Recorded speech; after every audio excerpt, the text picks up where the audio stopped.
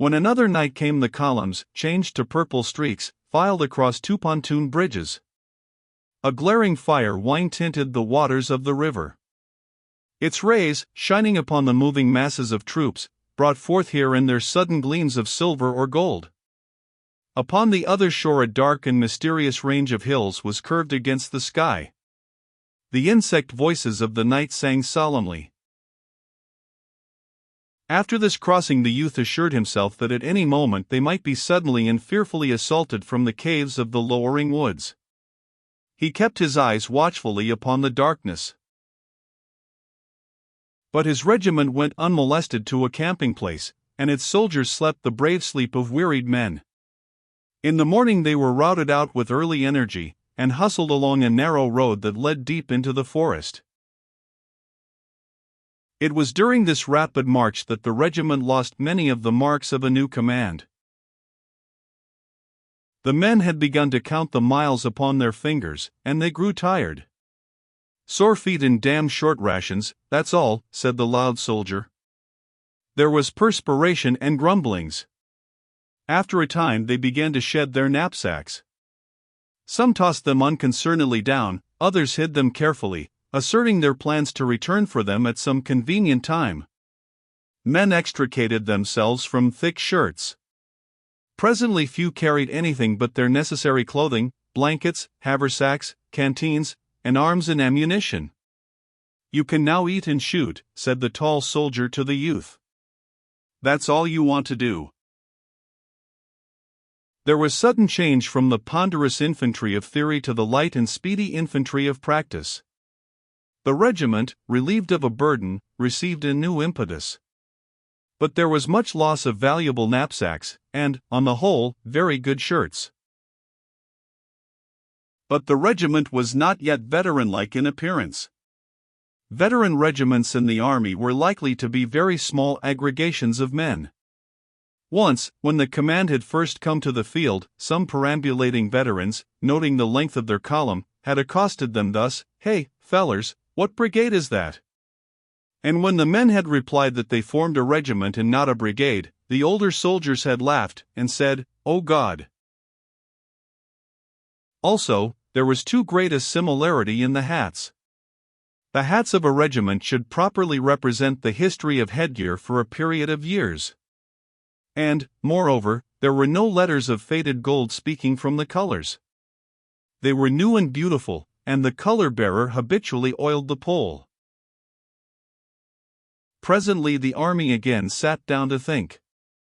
The odor of the peaceful pines was in the men's nostrils. The sound of monotonous axe blows rang through the forest, and the insects, nodding upon their perches, crooned like old women.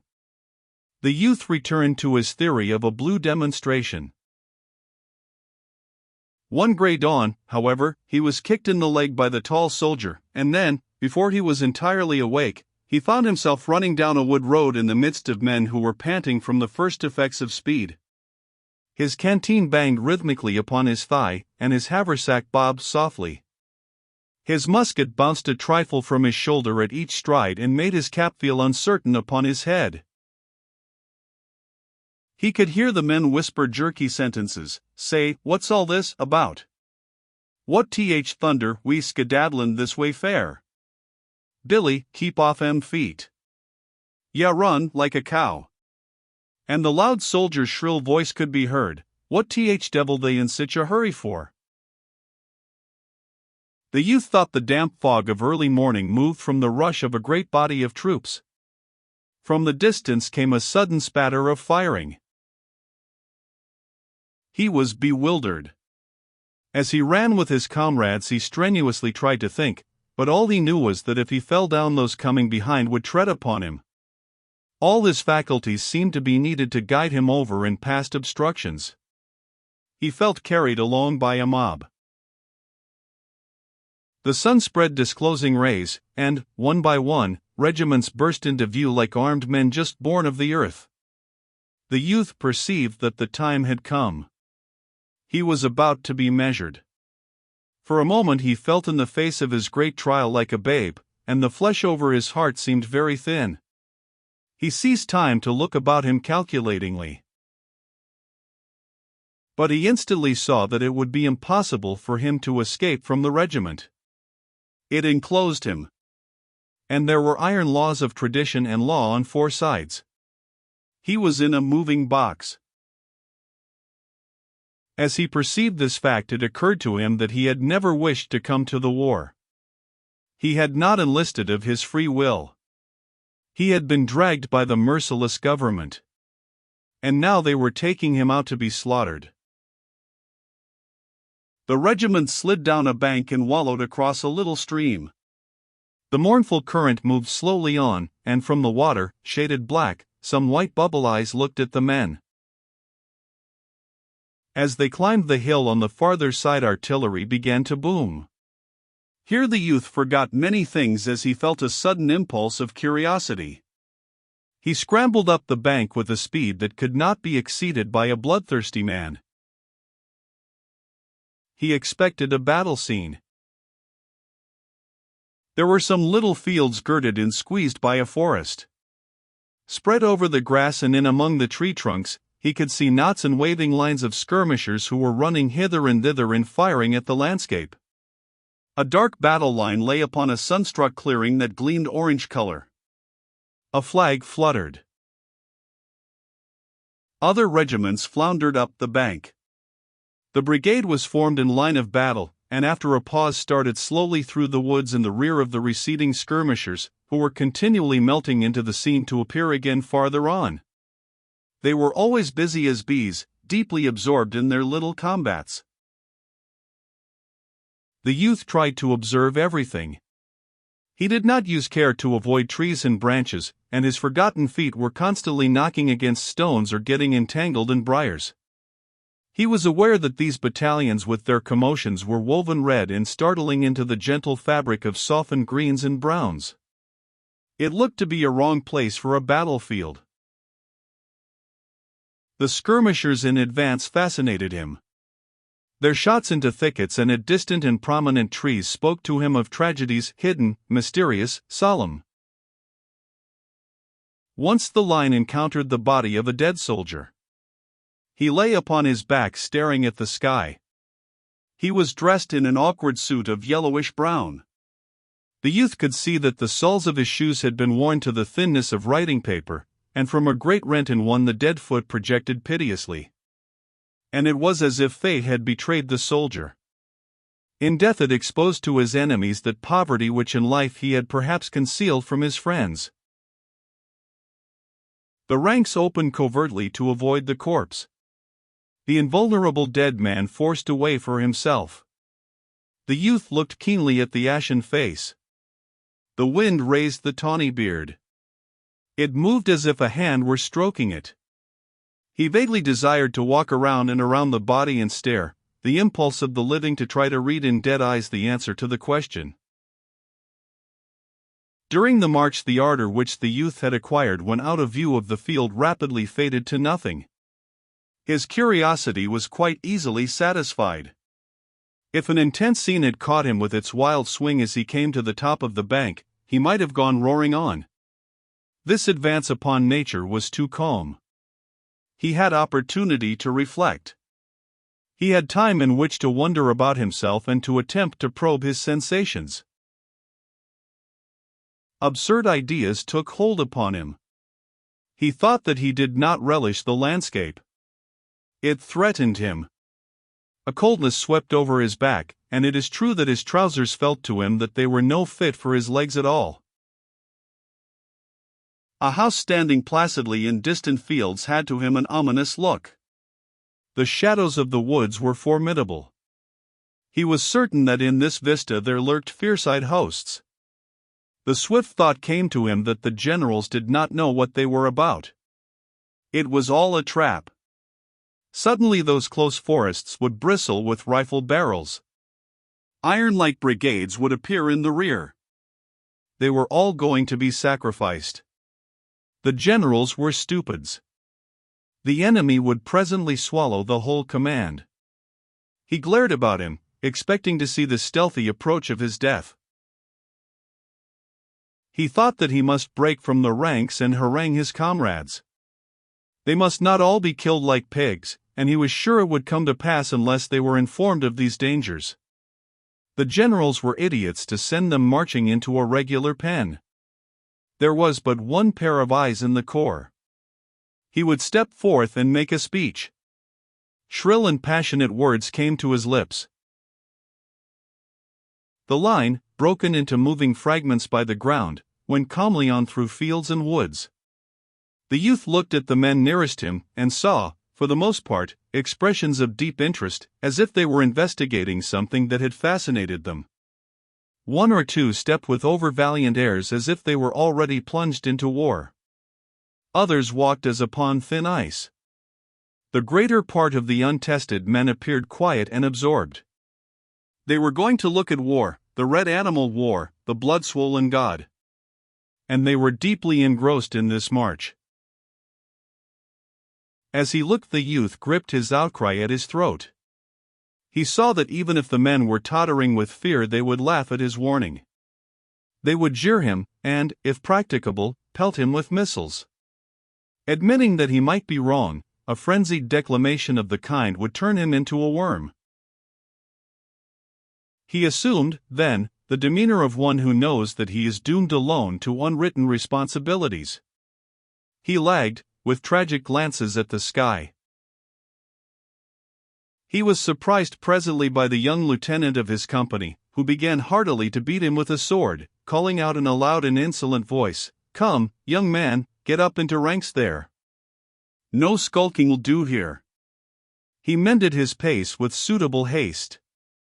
And he hated the lieutenant, who had no appreciation of fine minds. He was a mere brute. After a time the brigade was halted in the cathedral light of a forest. The busy skirmishers were still popping. Through the aisles of the wood could be seen the floating smoke from their rifles. Sometimes it went up in little balls, white and compact. During this halt many men in the regiment began erecting tiny hills in front of them. They used stones, sticks, earth, and anything they thought might turn a bullet. Some built comparatively large ones, while others seemed content with little ones. This procedure caused a discussion among the men. Some wished to fight like duelists, believing it to be correct to stand erect and be, from their feet to their foreheads, a mark. They said they scorned the devices of the cautious. But the others scoffed in reply, and pointed to the veterans on the flanks who were digging at the ground like terriers. In a short time there was quite a barricade along the regimental fronts. Directly, however, they were ordered to withdraw from that place. This astounded the youth. He forgot his stewing over the advance movement. "Well, then, what did they march us out here for?" he demanded of the tall soldier. The latter with calm faith began a heavy explanation, although he had been compelled to leave a little protection of stones and dirt to which he had devoted much care and skill. When the regiment was aligned in another position, each man's regard for his safety caused another line of small entrenchments. They ate their noon meal behind a third one. They were moved from this one also. They were marched from place to place with apparent aimlessness. The youth had been taught that a man became another thing in a battle. He sought his salvation in such a change. Hence this waiting was an ordeal to him. He was in a fever of impatience. He considered that there was denoted a lack of purpose on the part of the generals. He began to complain to the tall soldier. "I can't stand this much longer," he cried. "I don't see what good it does to make us wear out our legs for nothing." He wished to return to camp, knowing that this affair was a blue demonstration, or else to go into a battle and discover that he had been a fool in his doubts, and was, in truth, a man of traditional courage.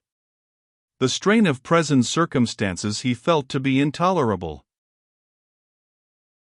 The philosophical tall soldier measured a sandwich of cracker and pork and swallowed it in a nonchalant manner. "Oh, I suppose we must go reconnoitering around the country just to keep M from getting too close, or to develop M or something."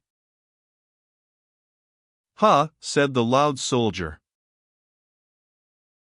"Well," cried the youth, still fidgeting, I'd rather do anything most than go tramping round the country all day doing no good to nobody and just tiring ourselves out." "So would I," said the loud soldier. "It ain't right. I tell you, if anybody with any sense was runnin' this army it." "Oh, shut up," roared the tall private. "You little fool. You little damn cuss.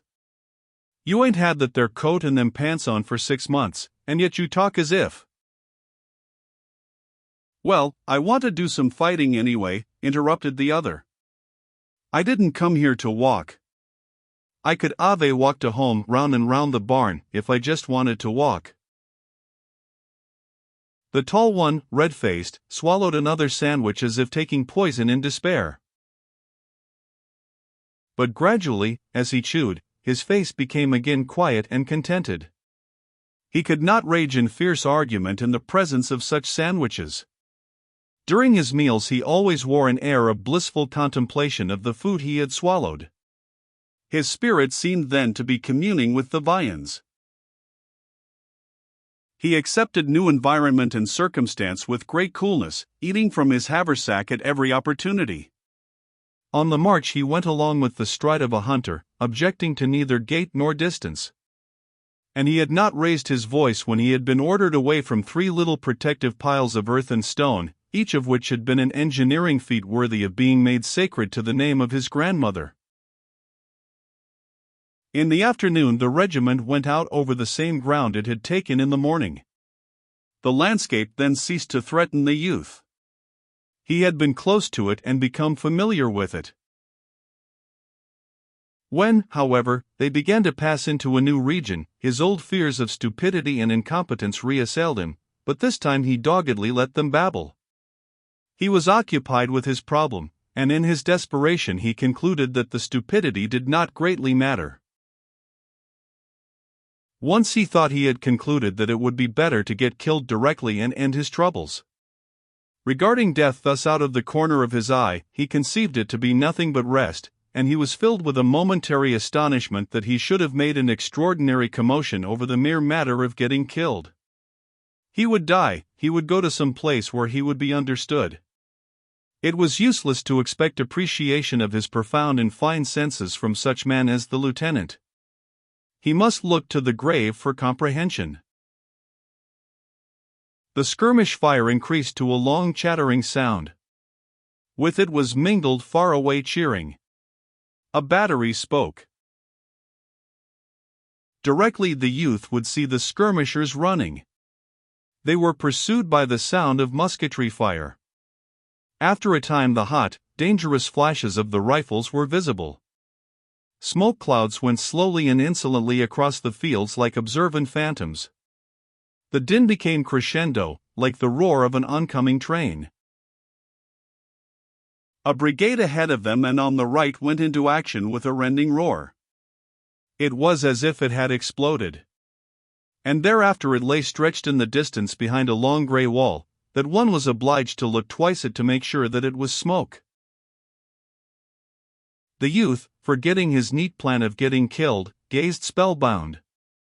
His eyes grew wide and busy with the action of the scene. His mouth was a little ways open. Of a sudden he felt a heavy and sad hand laid upon his shoulder. Awakening from his trance of observation, he turned and beheld the loud soldier. "It's my first and last battle, old boy," said the latter, with intense gloom. He was quite pale and his girlish lip was trembling. "Eh?" murmured the youth in great astonishment. "It's my first and last battle, old boy," continued the loud soldier. "Something tells me—" "What?" "I'm a gone coon this first time and I want you to take these here things to my folks." He ended in a quavering sob of pity for himself. He handed the youth a little packet done up in a yellow envelope. "Why, what the devil," began the youth again. But the other gave him a glance as from the depths of a tomb, and raised his limp hand in a prophetic manner and turned away.